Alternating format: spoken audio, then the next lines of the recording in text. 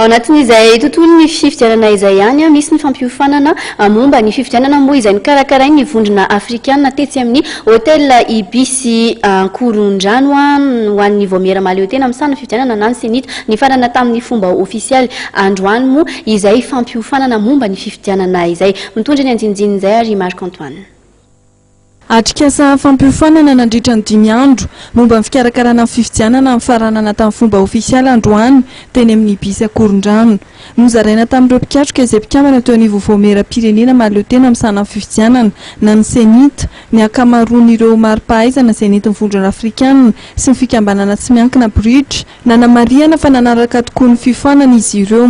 Ils ont formulé des recommandations à l'égard de l'Union africaine que nous-mêmes nous allons donc transmettre et à la hiérarchie pour que cette formation soit continue et encore permettre au renforcement des capacités malgaches. Nous savons que ici le pays regorge de compétences nationales qui ont aussi une expérience, parce que vous avez également organisé dans des bonnes conditions les élections législatives présidentielles.